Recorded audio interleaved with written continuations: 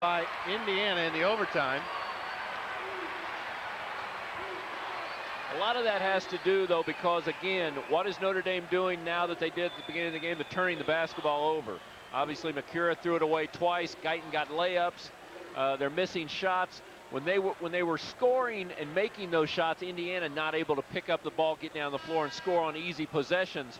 Indiana's defense has obviously picked up, and because of that, they've enabled Notre Dame to turn the ball over. Monserrat checks in for Notre Dame.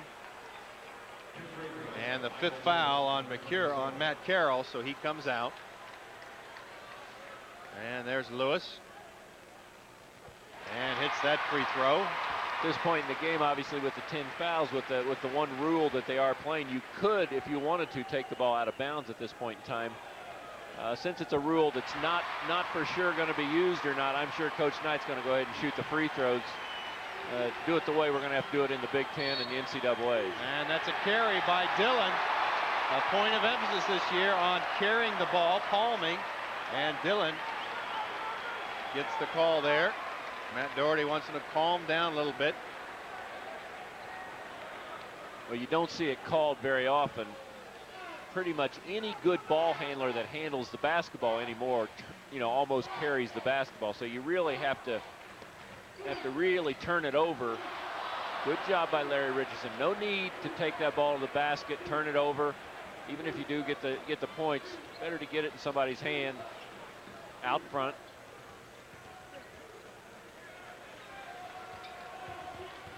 It's no fun at this time of the game if you're Notre Dame chasing people around. That's a foul on Murphy. Murphy reached in as Richardson had position inside. Murphy was trying to foul him. I don't think Murphy was trying to dirty foul. He was just basically saying, okay, you got it, I'm going to foul you. Okay, he fouled him, okay? And Murphy looks at him like, what are you doing? I was trying to foul you. I fouled you. They called it. So, 8 points for Richardson. For Larry Richardson, I mean, that's a point when you get fouled like that, you really got to go up there and stick those free throws in. Even though the game is pretty much out of hand, it's more of a thing of pride at this point in time. You got to go up there and stick the ball in the basket.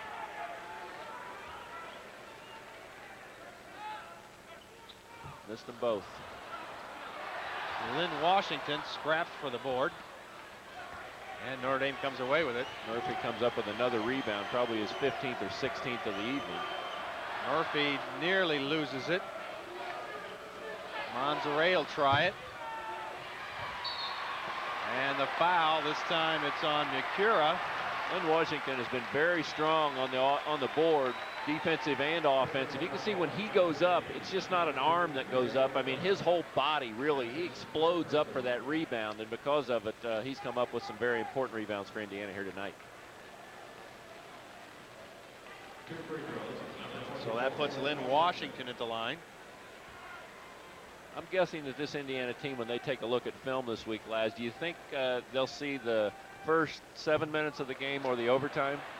No. I'm guessing they won't. But the rest of the game they will see. I'm guessing they'll get a chance to take a look at the second half, though, on film. Notre Dame didn't score in the first 13 minutes. They scored 24 points in the first half. They still haven't scored in the overtime. We approach the 120 mark left in the first overtime. Murphy on the baseline and hits a tough shot. Good move by Troy Murphy. He's tough, I'll tell you. Kind of guy that Matt Doherty can build a team around. Only a sophomore. Indiana playing keep away now. He continues to stay very spread, as I mentioned. It's no fun if you're Notre Dame at this point in time, and Murphy again is they're trying to foul Larry Richardson. He's got to understand that. Larry, they're trying to foul you because they don't think you can make free throws, obviously, so they're going to continue to foul.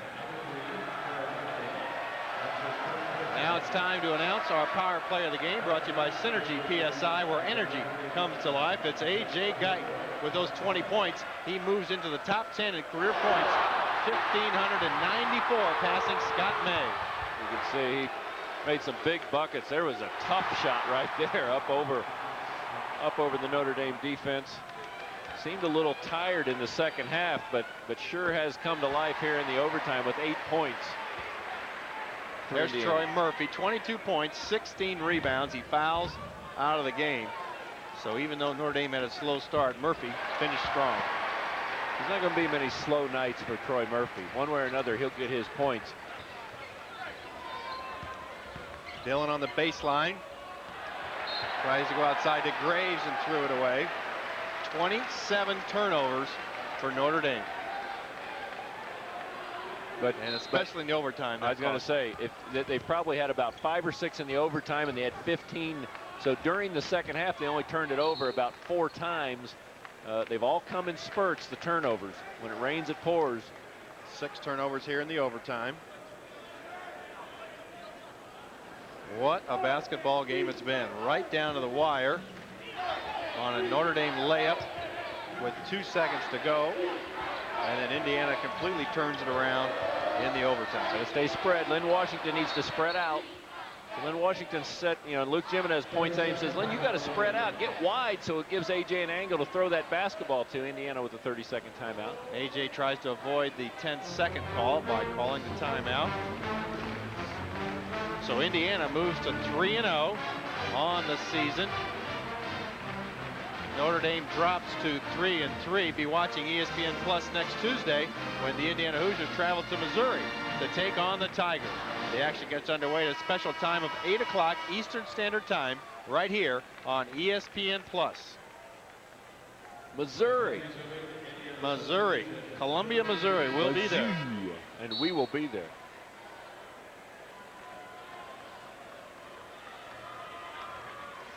Kyle Hornsby in the game for Indiana the first time tonight. One of their, a guy that can handle the basketball, also a good free throw shooter. So take Larry Richardson out of the game and add Kyle Hornsby. There's Lewis underneath Washington. He didn't miss that one. No, he didn't. And nobody ain't happier about Indiana playing this way than Lynn Washington. Obviously, he missed that. I don't know, what was it, 5 or 6 inches? It was a layup. It was a layup, one he'd like to have back, but I'll tell you what, he has come back and really fought hard for Indiana with some major rebounds and had some big shots for this team here in this overtime. And that'll be at 5 seconds to go. The clock will run out. Indiana will win it 81-64 as they outscore Notre Dame 19-2 in the overtime period. Matt Doherty and Bob Knight meet to shake a congratulations on the ball game. And Notre Dame drops to 3-3. Indiana moves to 3-0. The big game with Kentucky coming up this Saturday at the RCA Dome. It's a final 81-64. Indiana wins it in overtime. For Ted Kitchell, this is John Laskowski. Good night from Bloomington.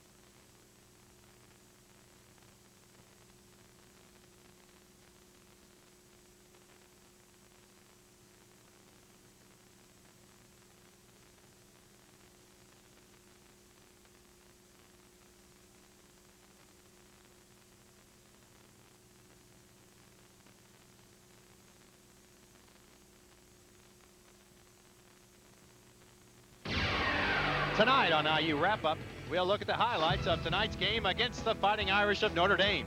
Norm Ellenberger will offer his post-game perspective, and time permitting, we'll take you to the post-game press conference to hear from the coaches and the players. IU Wrap-Up is brought to you by Union Federal Bank, Indiana-owned, Indiana-operated. Now, IU Wrap-Up. 81-64. Indiana wins it in overtime with two terrific runs, 17-0 in the first 7 minutes of the game to take a big lead. They would then again lead by 22 points 3 different times in the first half.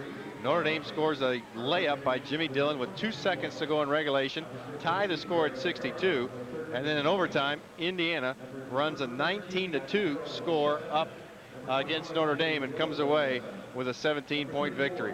That is why coaches have gray hair trying to coach in games like this. But a victory for Indiana. They move to 3-0. Notre Dame drops to 3-3 on the season. The Ellenberger Report is brought to you by Steak and Shake, famous for steak burgers. Now let's go courtside to Ted Kitchell and Norm Ellenberger. Well, Coach Laz just said that type of game is what coaches have, gray hair or no hair. Is that true? A combination of things. I don't.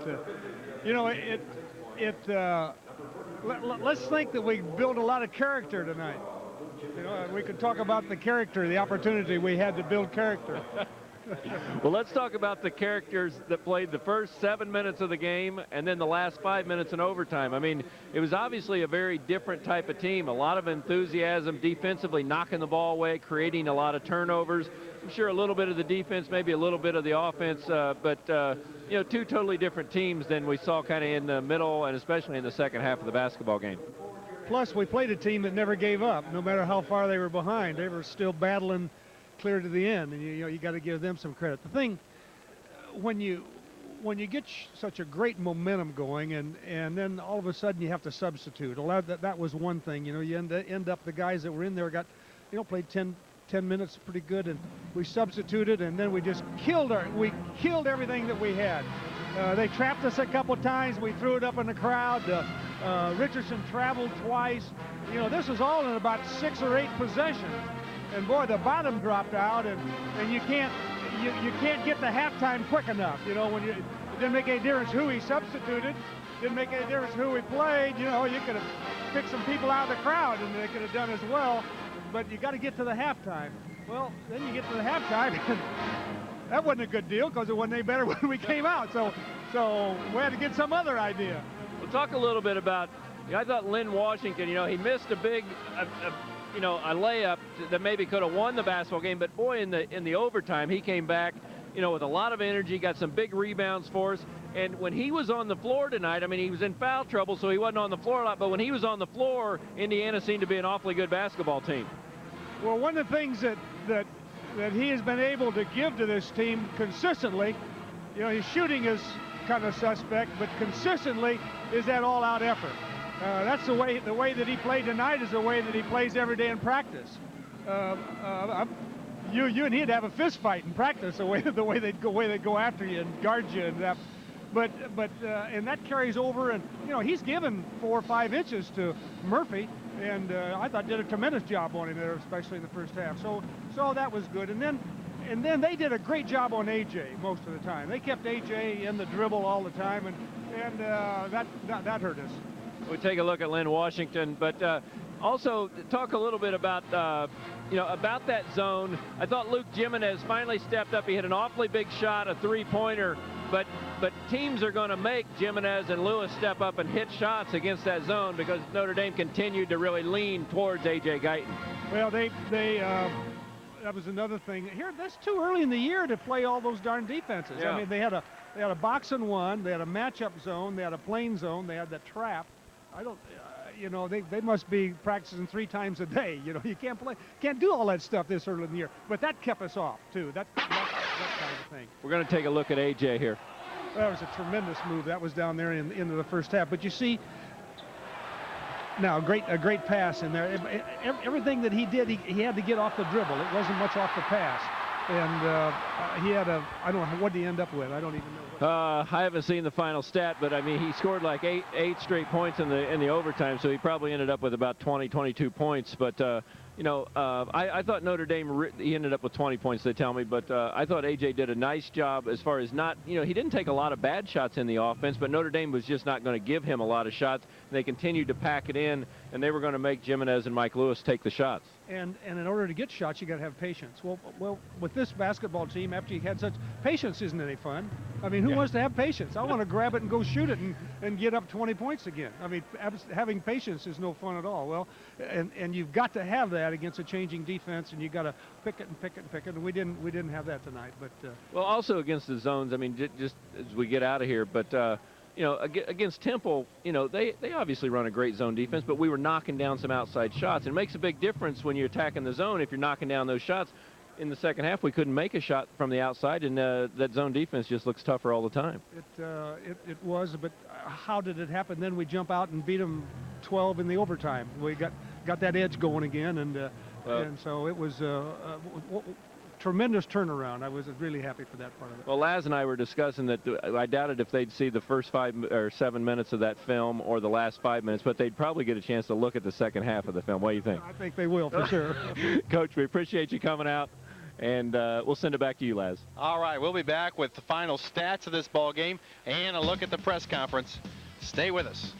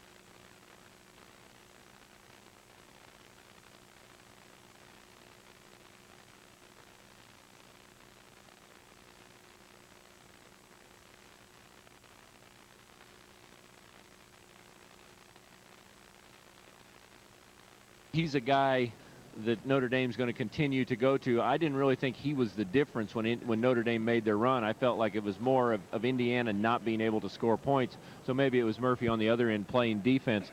As far as recognition, I thought Indiana did a pretty good job of recognizing what was going on. A couple times got caught up in traps, lost the ball, as Coach Ellenberger said. They threw it away a couple times, but Indiana only turned the ball over 10 times tonight.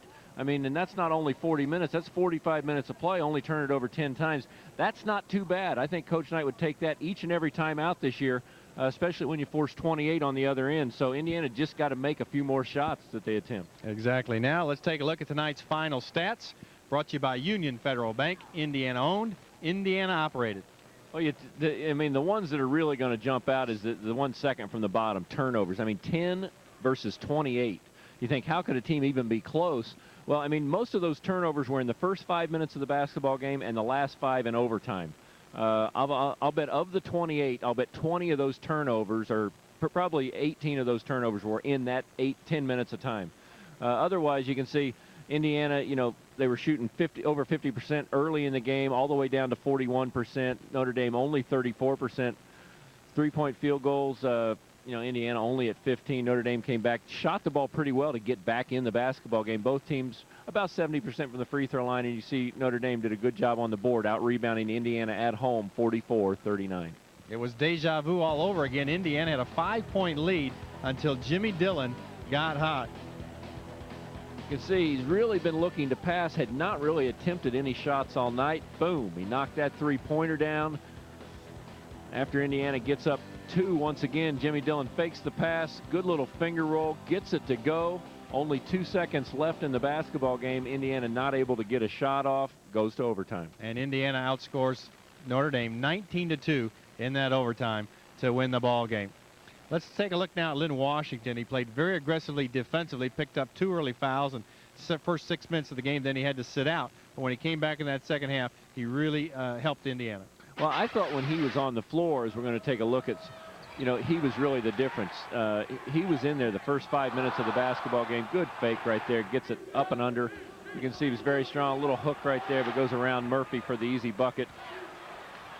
Again, up and inside, but I thought he was the real force inside for Indiana, not only offensively scoring some points. I think he ended up with 11 points, but defensively, he really gets aggressive. You know, he was banging Murphy out there, and he got some early fouls, but he really turns the tone up. The entire team starts playing at a little higher level when Lynn Washington seems to be on the floor. Now, we talked earlier about being Notre Dame's 6th game, only Indiana's 3rd game. Do you think that had any impact on how this game went?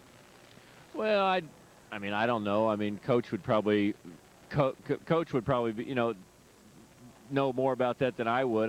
The one thing is Notre Dame has to have a lot of confidence. They went to Ohio State. They won a basketball game. They've already been to New York City. They played 2 basketball games, 2 excellent teams there in Maryland and Arizona. Didn't win either game, but still, good experience. And tonight, I think probably them playing their 6th game, it probably came most when they were down like 28-6. You know, they still had confidence. You know, Coach Doherty pulled them over. They had some patience. All of a sudden, they were only down like 13 at halftime. They got back in the game, tied it. So, you know, I think they showed some real maturity, and they had a lot of patience, you know, playing some good defense and getting themselves back in the game. All right, when we come back, we'll answer some of your internet questions. And again, check in on the press conference from Bob Knight.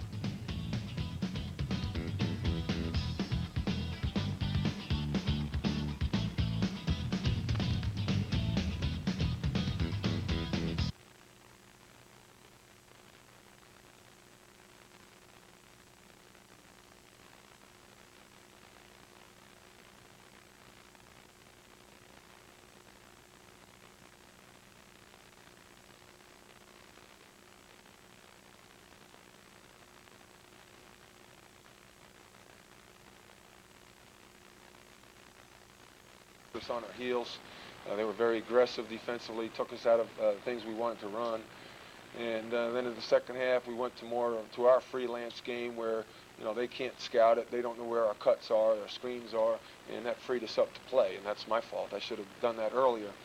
I loved the way our kids came back and competed. It was great. And then in the overtime, I wanted to play. I wanted to play to win, and as a result, we lost by whatever, 16, 17 points instead of trying to just keep it close. And turnovers killed us. That turnover A.J. Guyton made was a critical play that I should have been in drawing up the play in the timeout. It's a play we run a lot, and I should have told Ure that A.J.'s going to jump out. And we've talked about it. We showed it on film. But I should have reminded him, and that's my fault, and he feels bad for my mistake. But I'm proud of our kids. Coach Knight's obviously a well-coached team. You know, it's kind of stupid to say that because he's one of the best coaches ever to coach, and it was exciting to be in this environment. But I want to win. I'm not satisfied. You know, we're 3-3 right now. I think we could legitimately be 5-1.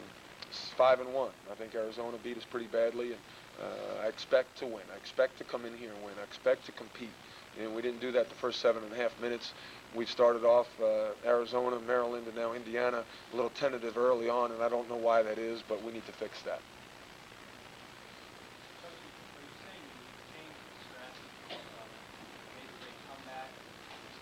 Yeah, we went to more just freelance motion offense, no set patterns, and I thought that then Indiana didn't know where we're trying to take the ball. I mean, there was no, you can't scout. It's like their offense, you know, you can't scout it. I mean, you just got to play hard, and you don't know where guys are trying to go with the basketball.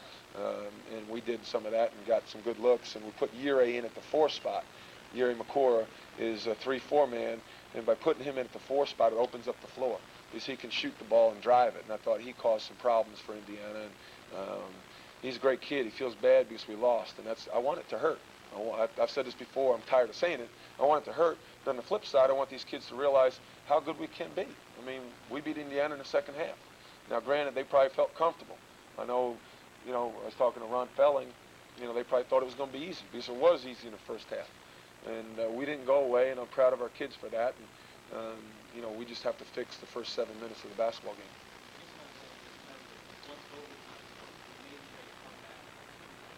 Right. Well, we went freelance in the first part of the overtime, but then they got it to 6 or 8. And I thought we needed to have a set play to get a good shot. And wanted a three-pointer because there were, 2.5 minutes to go, and I think we needed to catch up a little bit. So we went to play for a three-point shot, and that's when A.J. picked off the ball. A.J.'s good. He's going to be a good pro. And it's, at a key point in the game, we had a senior who didn't start before, 2 freshmen and 2 sophomores in the game. And I'm looking at, out there, and I got a freshman chasing around A.J. Guyton, Matt Carroll. But this is going to be great for us, prepare us for January, February, and March. And there's the thoughts from Matt Doherty on his